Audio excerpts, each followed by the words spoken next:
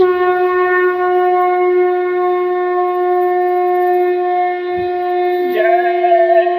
गुरुदेव, जय गुरुदेव। माता पिता की सेवा करो, उनके आशीर्वाद से फूलो फलो। माता पिता को सताओगे, सीधा नरक में जाओगे।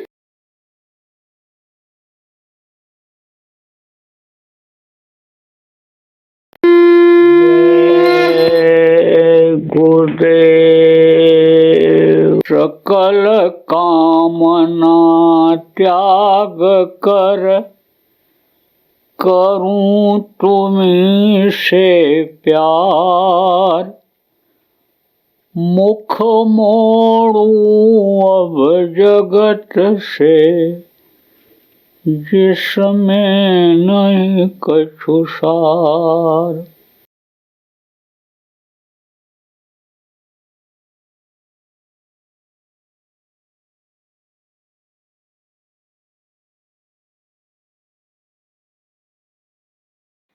जय गुरुदेव। सर्वसमर्थ सर्वत्र स्मरणीय परम पूज्य गुरु जी महाराज, उपस्थित सभी सत्संगी धर्म प्रेमी बच्चों एवं बच्चियों, गुरु महाराज की अपार दया मेहर हुई और आज 7 जून 2022 को बाबा जय गुरुदेव आश्रम जिला नवसारी सूरत के आप प्रेमियों का सत्संग के माध्यम से दर्शन का अवसर मिला। आप लोगों के ऊपर भी मालिक की दया कृपा मेहरबानी हुई कि आप अपने घर से, घर के नाना जंजाल से निकल कर यहाँ पर सत्संग में थोड़े समय के लिए आए। जब उस मालिक की कृपा मेहरबानी होती है तभी इस समय पर कलयुग में ऐसा अवसर मिलता है कि जब कुछ सुना जाता है, समझा जाता है और बताया जाता है। पहले तो ऐसा नहीं था। पहले बराबर लोग समय निकालते थे, सत्संगों में जाते थे, सत्संग जगह जगह पर होता रहता था और सत्संग सुनने की लोगों के अंदर इच्छा पैदा हो जाती थी।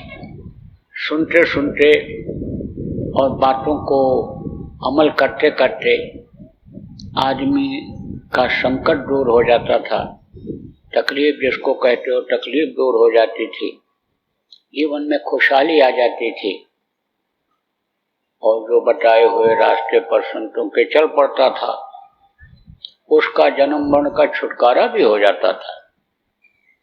लेकिन आज सत्संग में मिलने की वजह से आदमी का जो जीवन हो गया, आदमी जैसा नहीं रहा। कैसा हो गया? जैसे पशु और पक्षी होते हैं, खाते हैं, पैदा हुए, माँ के पेट से वो भी पैदा होते हैं, खाते हैं, बच्चा पैदा करते हैं और दुनिया संसार से चले जाते हैं। उनका एक अलग ही जीवन होता है। ऐसे आदमी का अलग जीवन हो गया।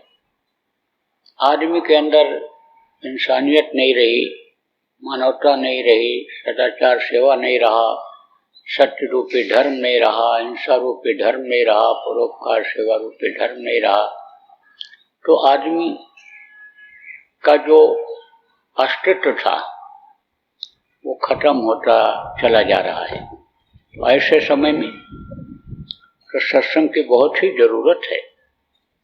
जैसे एक छोटे से बच्चे को दूध पीने के लिए माँ की जरूरत होती है, ऐसे इस वक्त पर प्रेमियों लोगों को सत्संग की जरूरत है।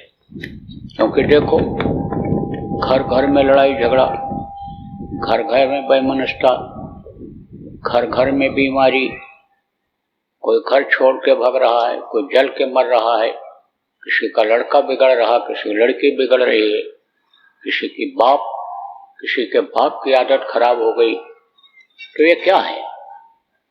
ये है अशांति का माहौल है। खाने को बड़े बढ़िया हो, पहले से लोग अब अच्छा खाते हैं, चाहे खाते खाते शरीर रोगी ही हो जाए, लेकिन हर किसी की इच्छा होती है कि बढ़िया तला भुना मेवा मिष्ठान युक्त भोजन हम खाएं। तो आप ये समझो कि कोशिश आदमी उसके लिए करता है, और पहले से भोजन अच्छा हो गया, कपड़ा भी अच्छा लोग पहनते हैं, अच्छे घरों में भी रहते हैं। आप समझो कि छोटे छोटे लोग जिनको कहा जाता है, वो भी शहरों में गाड़ी घोड़ा से चलते हैं। तो ये सब चीजें तो पहले से बढ़ी हैं, लेकिन शांति सुकून जिसको कहते हैं वो खत्म होता जा रहा है। जरूरत है इस समय पर किसकी? सत्संग, संतों की जरूरत है। देखो, यह भारत भूमि है, यहाँ पर हमेशा महापुरुष रहे। यह धर्म परायण देश है, धर्म की बेल यहीं से बढ़ी है, पूरे विश्व में धर्म यहीं से फैला है। कुछ देशों में तो भारत से भी खराब हालत है, वहां तो आदमी को जहां मिल गया खा लिया, जहां मिल गया भोग कर लिया, जहां मिल गया सो लिया। यहाँ तो भी कुछ भारतीय संस्कृति है, कुछ बंधन है, लेकिन विदेशों में तो मैं घूमा हूँ, देखा हूँ, वहां तो भारतीय संस्कृति लाने वाले लोग अगर न पहुंचे होते तो एकदम बिल्कुल जानवरों जैसी ही जिंदगी लोग जीते। आपको समझने की जरूरत है कि यहाँ पर महात्माओं का, महापुरुषों का हमेशा अवतरण हुआ है। जब जरूरत पड़ी है तब उसने भेजा है, उसी तरह की शक्ति दे करके भेजा। राम आए, कृष्ण आए, आप देखो महावीर आए, परशुराम आए, आप देखो बुद्ध आए, आप देखो यानी समझो कि तरह तरह के लोग आए, संत भी आए, कबीर आए, पलटू आए, नानक आए, भीखा आए, जगजीवन दास आए, आप देखो यानी राधा स्वामी इनको कहा गया, शिवदयाल जी महाराज आए, हमारे यानी समझो गुरु महाराज के दादा गुरु महाराज के गुरु महाराज, और हमारे गुरु महाराज जैसे इसी धरती पर पैदा हुए।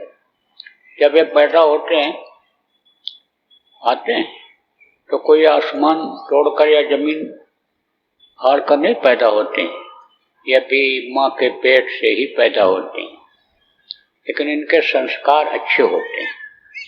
संस्कार किसको कहते हैं? जैसे आप सत्संगी हो, आप शाकाहारी हो, आप अपने बच्चों को सिखाते हो कि शाकाहारी रहो, प्रार्थना बोलो, नाम धुनी बोलो, ध्यान भजन करो, सब सिखाते हो, उससे संस्कार बनता है। ऐसे ही ऊपर से भी जीवों को ऊपर संस्कार बनता है, और ऊपर से जीव भेजे जाते हैं। तो उस समय के जो गुरु होते हैं, संत होते हैं, उनके पास पहुंच जाते हैं, हमेशा इस धरती पर रहते हैं।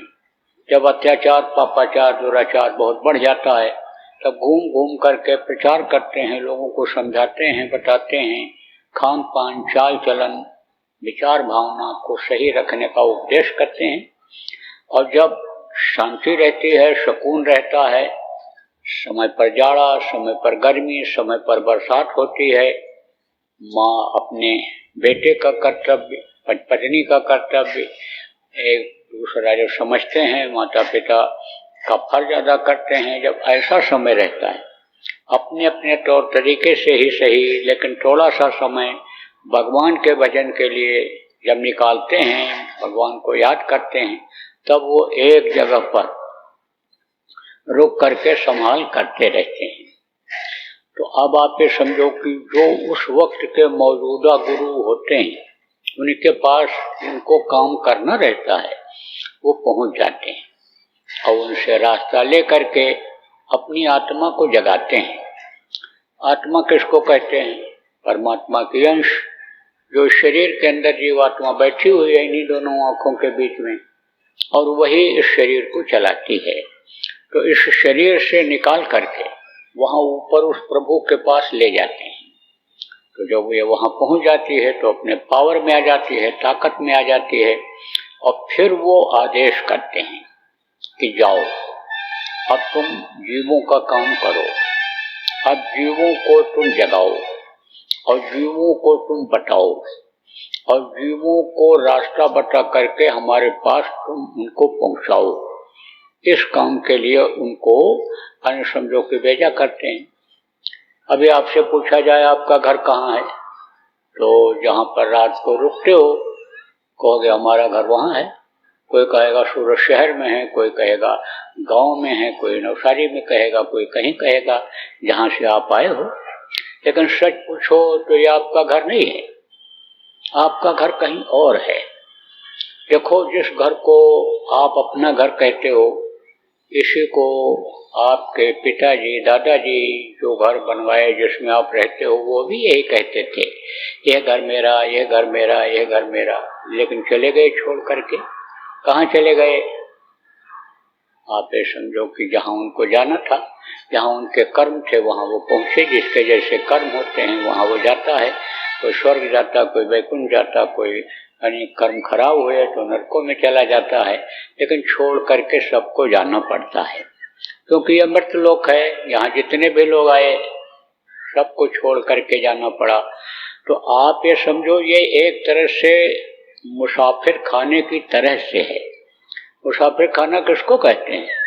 ट्रेन पकड़ना होता है, आपको जाते हो, वहाँ बैठने की जगह रहती है, वहाँ पर बैठ जाते हो, और जब ट्रेन आती है, रेलगाड़ी आती है तो बैठ करके चले जाते हो, समय से आती है। ऐसे ही इस शरीर का यानी समझो कि समय है, एक दिन इसको खाली करना पड़ता है, और जैसे समय पूरा हो जाएगा इसको खाली करना पड़ेगा। किसको? इस शरीर को। तो शरीर ही तो घर में रहता है, तो घर तो खाली हो जाएगा। अब उसमें कौन रहेगा? जो आपके आश्रित लोग हैं, कहते हो मेरा घर है, मेरा घर है, सजाते हो, संवारते हो, मेरी जमीन है, मेरी दुकान है, मेरा गाड़ी घोड़ा है, आपका रह जाएगा? वो दूसरे का हो जाएगा, वो दूसरे का हो जाएगा। तो ये घर आपका नहीं है। आपका घर तो ऐसी जगह है कि जहाँ एक बार पहुँचने के बाद कोई इधर आता ही नहीं है। इस दुख के संसार में कोई जन्म लेता ही नहीं है।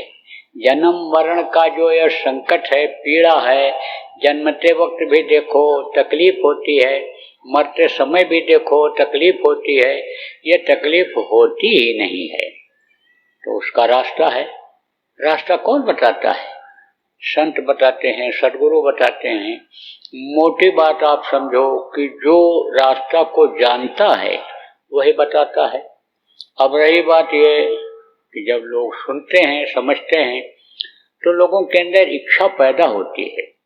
दुनिया की तरफ से यानी समझो उदासीनता आती है कि भाई जब कुछ अपना यहाँ नहीं है, एक दिन सब कुछ छोड़ करके जाना है, और जब समय पूरा हो जाएगा तो जिन बच्चों के लिए हम दिन रात दौड़ते रहते हैं, मेहनत करते रहते हैं, मजदूरी करते रहते हैं, झूठ भी बोल देते हैं, बेईमानी भी कर लेते हैं, ठगी भी कर लेते हैं, यानी बच्चों के सुख के लिए सब कुछ करते हैं, लेकिन यही बच्चे, यही परिवार वाले जब समय पूरा होगा तो ऐसे खड़े रहेंगे और कोई भी साथ नहीं देगा। तो जब इस तरह की चीज दिल और दिमाग में आ जाती है तब आदमी सोचता है कि भाई शरीर छोड़ करके हम जब जाएंगे, दुनिया छोड़ करके हम जब जाएंगे, तो हमारी जो ये जीवात्मा है, शरीर को जो चलाती है, ये कहाँ जाएगी? इसके लोग चिंता और फिक्र करते हैं। अब इसकी फिक्र अगर नहीं करते हैं फंस जाते हैं। तो लौट लौट 84 आया, लौट लौट करके जन्मो और मरो, और ज़्यादा अगर इस शरीर से पाप हो गया तो नरकों में चले जाओ। तो महात्मा जब भी आते हैं, आवाज लगाते हैं, उनका काम क्या होता है? संतों का काम, महात्माओं का काम होता है बचाना, रक्षा करना। एक गांव का आदमी, जिसको खेडूत कहते हो, खेती करते हैं, वो बड़े सुख से रहता था। तो एक दिन उसको उधर शहर की तरफ जाना था, तो जा रहा था। और गांव के रास्ते आजकल की तरह से तो थे नहीं कि अब तो दरवाजे दरवाजे गांव में सड़क बन गई। पहले ऐसा नहीं था। पहले तो ऐसे जंगल जैसा रहता था, घास फूस लगी रहती थी, उसी में रास्ता रहता था, पतला रास्ता। पैदल लोग चलते थे, पैदल चलते थे, बहुत स्वस्थ रहते थे। और जब से एसी बंगले से निकले, एसी गाड़ी में बैठे, एसी दफ्तर में गए, तब से ऐसी तैसी होने लग गई लोगों। तो अब आप ये समझो, बीमारियों ने एकदम से बिल्कुल शरीर को ग्रस्त कर दिया। आप ये समझो कि धूप जब लगी नहीं बदन में, तो कैल्शियम की कमी आई, तो डॉक्टर बोले अब गोली खाओ या धूप में घूमो, धूप लो, अब गर्मी लो अब तुम। तो पहले ऐसा नहीं था, पैदल लोग चलते थे। मोटा खाना, मोटा पहनना और स्वस्थ रहना लोगों का रहता था। अब देखो, चिकना चुपड़ा जितना आदमी खाता है, उतना ही शरीर के ऊपर असर आता है, बीमारी बढ़ती चली जा रही है। लेकिन आदत बन गई, चाट चपाट बाजार में खाने की आदत बन गई। मसालेदार बनता है, किस चीज का बनता है, क्या चीज उसमें डालते हैं, इसका कोई ध्यान रखता है? बस स्वाद मिलना चाहिए जबान का। पैदल लोग जाते थे, पगडंडी रास्ता, पग जिस पर पग से चलते थे, वो रास्ता से लोग चलते थे। तो वो थोड़ा सा भटक गया, भूल गया। तो बस भूला कि गिरा किसमें, एक सूखा कुआं था। सिंचाई वगैरह लोग करते थे कुआं खोद करके, उस समय तो ट्यूबवेल था नहीं, बोरिंग होती नहीं थी। तो जब गिरने लगा तो उसी में एक बरगद की डाल निकल रही थी, पेड़ होता ना, बट जिसको कहते हो, उसको पकड़ करके लटक गया। जब लटका तो थोड़ी देर तक तो हिलता रहा। उसके बाद जब हिलना कम हुआ तब उसने नीचे देखा कि एक सांप ऐसे बैठा हुआ है।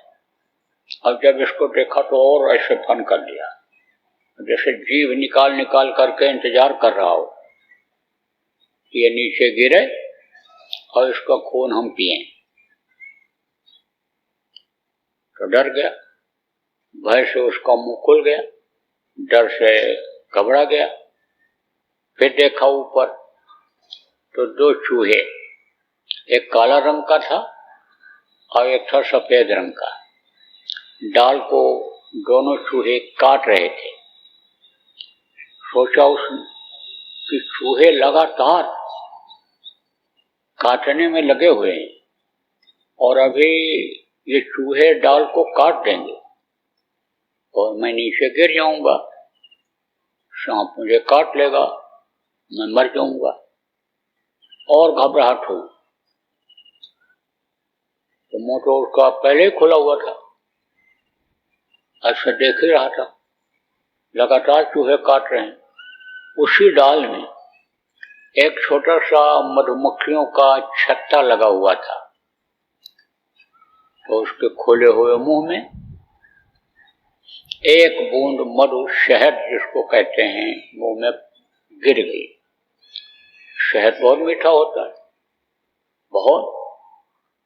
जैसे आपका कन्या का रस है, मीठा होता है, गुड़ बना दो और मीठा हो जाए, गुलकंद बना दो और मीठा हो जाए, ऐसे ही शहद बहुत मीठा होता है। तो ये मिठास तो उसको कभी मिली नहीं थी।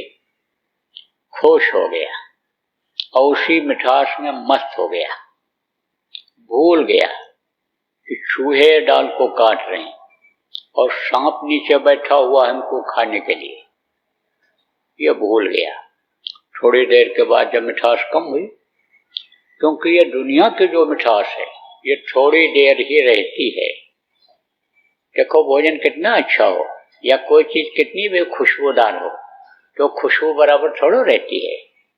अरे कितना खुशबूदार भोजन खा लो और कोई सूखी रोटी खा ले, लेकिन सुबह जब जाओगे तो खुशबूदार खाने वाले का खुशबूदार निकलेगा, उसका भी बदबूदार ही संडास निकलेगा, और जो सूखी रोटी खाएगा उसका भी बदबूदार निकलेगा।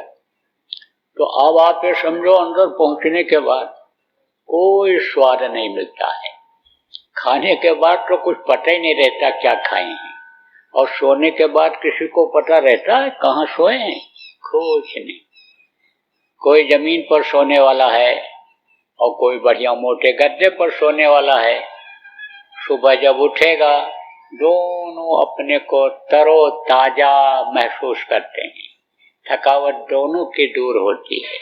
चाहे जमीन पर सो जाओ और चाहे मोटे गद्दे पर सो, 50-50 हजार रुपया रोज का होटलों में कमरा है, कोई उसमें सोवे और कोई वहीं चौकीदारी करने वाला उसी बेंच पर जहाँ पर लोग जाते हैं वहीं सो जाए, जहाँ लोग पूछते हैं जांच करते हैं वहीं सो जाए। तो दोनों की रात कटी कि नहीं कटी? बढ़िया, दोनों सुबह तरोताजा महसूस करते हैं। लेकिन बस आदमी समझो कि इसी के लिए यानी समझो अपनी मानवता को खो देता है। आप समझो प्रेमियों कि अपने दीन और ईमान को वो खत्म कर देता है। बस होटल में रहें, सुख से रहें, आप ये समझो। लेकिन वो सुख जो होता है थोड़ी देर के लिए होता है, फिर उसके बाद में यानी कोई 50,000 रुपया के होटल के कमरा में ही 24 घंटा थोड़ा रहता है। जब बाहर निकलेंगे तो वही धूप लगेगी, वही गाड़ी में चलेंगे वही झटका लगेगा, वही धूल गर्द आएगी, वही चीजें आएंगी। तो आप समझो कि थोड़ी देर के बाद मिठास जब उसकी खत्म हुई, शहद की मिठास खत्म हुई, तो नीचे देखा सांप तो बराबर इंतजार कर रहा है कि बस ये गिरे और इसके खून से हम अपना प्यास बुझावें। फिर देखा उधर चूहे अपने काम में लगे हुए हैं, दाल को काटने में लगे हुए हैं। फिर घबराया, मुंह खुला, तब तक एक बूंद शहद फिर मुंह में गिर गई। बोला बड़ी मीठी चीज मिल रही है, तो बाहर कभी हमको मिली ही नहीं। 3-4 बार यही प्रक्रिया हुई। उधर से एक महात्मा जी जा रहे थे, तो उनको लगा कि जैसे कोई जानवर कुएं में गिर गया हो, निकालना चाहिए। महात्माओं का काम क्या है?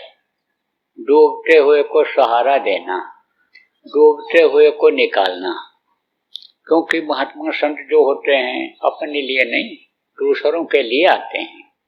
कान वृक्ष कबो न फल बके, नदी न संचय नीर, परमारथ के कारणे संतन धरा शरीर। पेड़ अपना फल खुद नहीं खाता है, नदी अपना पानी खुद नहीं पीती है।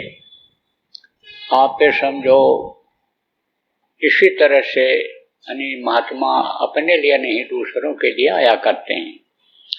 तो उन्होंने देखा तो कहा अरे भाई गृहस्थ गिर गया, निकालना चाहिए। सोचे निकालें कैसे? तो गले में उनके दुपट्टा लटक रहा था, उसी को लटका दिया और कहा इसको पकड़ करके तू बाहर आ जा। उसने भी सोचा कि भाई डूबते हुए को तिनके का सहारा मिल गया, हमको सहारा मिल गया, ये पकड़ लें इसको। पकड़ा, पकड़ने ही जा रहा था, तब तक एक बूंद शहद मुंह में फिर गिर गई। बोला अरे ये तो बाहर मिलेगा नहीं कभी। बस हाथ पीछे कर लिया, आवाज लगाया महात्मा जी, अरे बच्चा देख नीचे तेरा काल बैठा हुआ है मुंह फैलाए हुए, अभी तू नीचे गिरेगा तो इसको खाएगा और तू मर जाएगा, जल्दी कर, तो इसको मैं निकालना चाहता हूं। फिर हाथ बढ़ाया, तब तक एक बूंद मधु यानी शहद फुर मुंह में गिर गई। हाथ पीछे कर लिया, कहा महाराज आप जाओ, हमको इसी में सुख है। अब आप समझो कि महात्मा लोग आए, संत लोग आए, तो प्रेमियों को समझाया। कैसे समझाया? दृष्टांत दे करके, किस्सा कहानी सुना करके, मनोरंजन करके उनको समझाया। बताया। जैसे कोई छोटा बच्चा हो, बराबर खेलता रहता हो, माँ बाप के पास बराबर रहता हो, कभी उनको छोड़ नहीं पाता हो, और उसको स्कूल लेकर के जाओ तो वहां रुकता नहीं है जल्दी। लेकिन जब कोई काबिल मास्टर होता है तो लड़के को रोक लेता है, प्यार देता है, किस्सा कहानी सुनाता है। जैसे माँ सुनाती थी रात को सोने से पहले, महापुरुषों की कहानियां सुनाती थी माताएं, ऐसे सुनाता है। तो भी बच्चों में चलता है। तब क्या करता है, टॉफी रखे रहता है, बिस्किट रखे रहता है, एक दे देता है।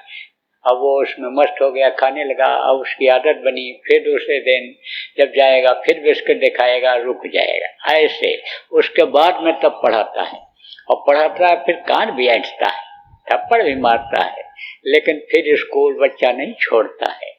ऐसे ही संत पहले क्या करते हैं, समझाते हैं, बताते हैं, किस्सा कहानी सुना करके, यानी समझो दृष्टांत दे करके महापुरुषों का समझाते हैं कि भाई तुम यहाँ के नहीं हो, तुम उस परमात्मा के अंश हो, तुम परमात्मा के पास कभी रहते थे, लेकिन वहां से भेज दिए गए। जब से यहाँ भेज दिए गए तब से तुम अभी गए नहीं। क्यों?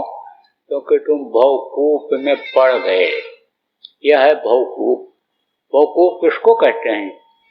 जैसे कुआं होता है, कुएं के अंदर ही जो मेढक होता है वो उसी के अंदर ही रहता है, उससे बाहर का वो देखता ही नहीं।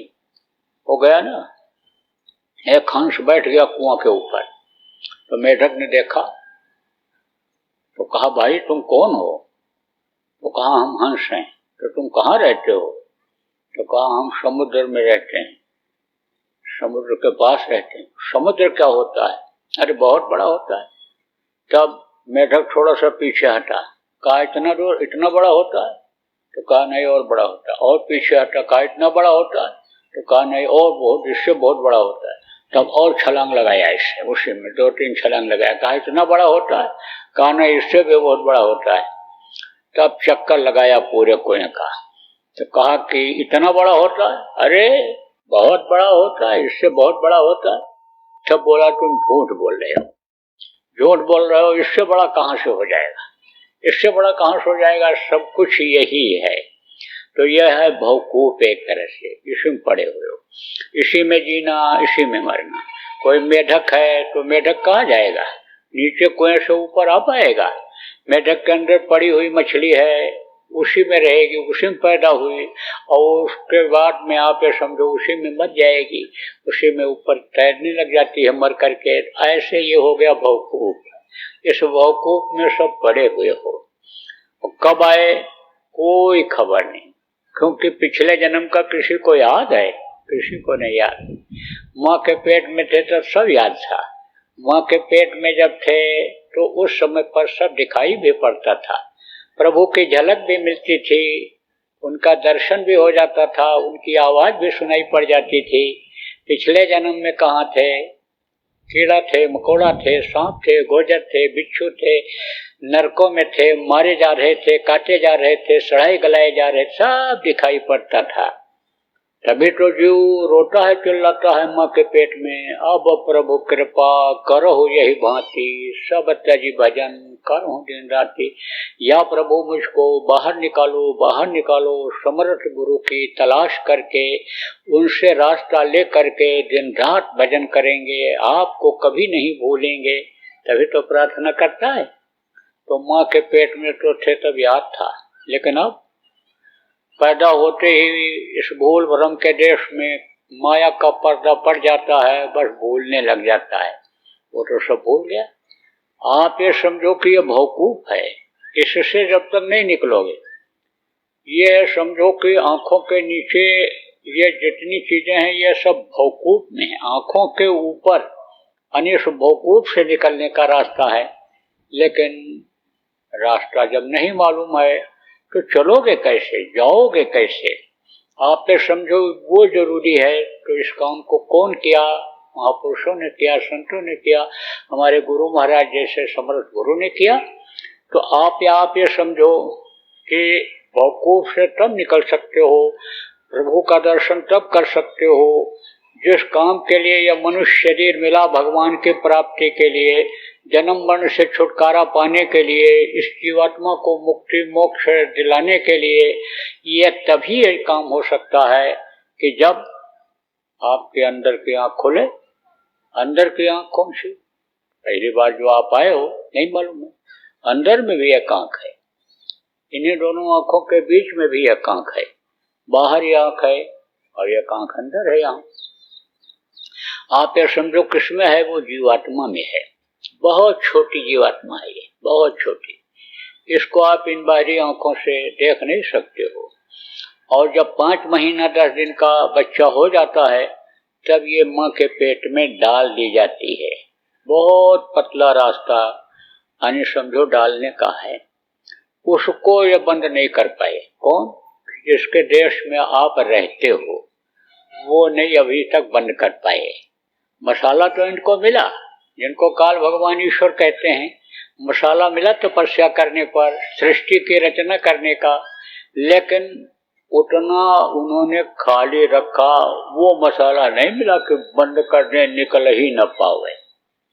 तो कहते हैं कि वस्ताद जो होता है एक दांव अपने पास रखता है कि कहीं ऐसा न हो कि हमारा चेला ही हमसे हाथ मिला ले, कुश्ती लड़ने के लिए तैयार हो जाए और हम ही को हरा दे। इसलिए वो सबका वस्ताद है, जो परमात्मा जिसको कहा गया, प्रभु कहा गया, सबका सृजनहार कहा गया, जिसको संतों ने काल पुरुष कहा। आप समझो कि जिसको अमर कहा, वो समझो कि वो एक दांव ये अपने लिए रखा कि इसी से हम संतों को भेज करके, अपनी शक्ति को भेज करके और इसी रास्ते से जीवात्माओं को निकाल करके अपने पास ले आएंगे। तो वो बहुत पतला रास्ता है, उसी से ये डाली गई। अब वो रास्ता आप नहीं देख सकते हो और जीवात्मा को भी नहीं देख सकते हो। तो कहते हैं ना कि ना कुछ लेकर आए हो ना कुछ लेकर जाओगे। तो लेकर तो आए हो 4 पदार्थ कर चलता के, अर्थ धर्म काम मोक्ष, आप ये सब लेकर आए हो। कहाँ लेकर आए हैं? मुट्ठी में। बच्चा पैदा होता है मुट्ठी बांध करके पैदा होता है, तो लेकर आए, लेकिन ले नहीं जा सकते हो, क्योंकि इन बाहरी आंखों से जितनी भी चीजें दिखाई पड़ती हैं वो न देखने वाले रास्ते से आप कैसे ले जा सकते हो? तो रास्ता एक ही है, जीवात्मा के डालने का रास्ता, जीवात्मा के निकलने का रास्ता। इसी मनुष्य शरीर में एक ही रास्ता है। तो उस अन्य रास्ते से जो डाली गई प्रभु की अंश जीवात्मा बहुत छोटी है। यही जीवात्मा ऊंट में भी, बकरी में भी, यही जीवात्मा घोड़ा हाथी में भी, यही जीवात्मा चींटी में भी, चींटी से भी छोटे कीड़ों में है, लेकिन कीमती बहुत है, इसकी बड़ी कीमत है। जैसे हीरे का छोटा टुकड़ा हो तो सोने से बहुत कीमती होगा वो, ऐसे ही उसकी बड़ी, इसकी जीवात्मा की बड़ी कीमत है। इसकी कीमत तो तब समझ में आती है जब इस गंदगी से निकलती है। जैसे कोई हीरा यानी मिट्टी में डाल दिया जाए, गोबर में डाल दिया जाए, कीचड़ में डाल दिया जाए, तो उसका क्या पता चलेगा कि ये हीरा इसके अंदर जो पड़ा है क्या कीमत का है। लेकिन जब उसको धो दिया जाता है, साफ कर दिया जाता है और निकाला जाता है, दिखाया जाता है, तब उसकी चमक का पता चलता है, तब उसकी कीमत का पता चलता है। ऐसे ही ये जीवात्मा गंदगी से ढकी हुई है। गंदगी किसको कहते हैं? यही जो चोरी किया, व्यभिचार किया, खून किया, कत्ल किया, मांस खाया, मछली खाया, अंडा खाया, शराब पिया, ये गंदी चीजों को जो खाया पिया, शरीर से जो बुरा कर्म किया, वो गंदगी सब अंदर जमा हो जाती है। जय गुरुदेव। अभी आपने बाबा उमाकांत जी महाराज के सत्संग को सुना।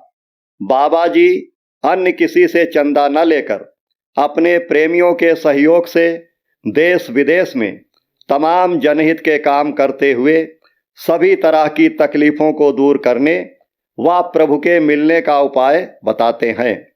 आप इस जीवन के इस बचे हुए समय में समय निकालकर बाबा जी से ज़रूर मिलिएगा। आपके सुझाव के लिए व्हाट्सएप नंबर 9575600700। जय गुरुदेव। जय गुरुदेव।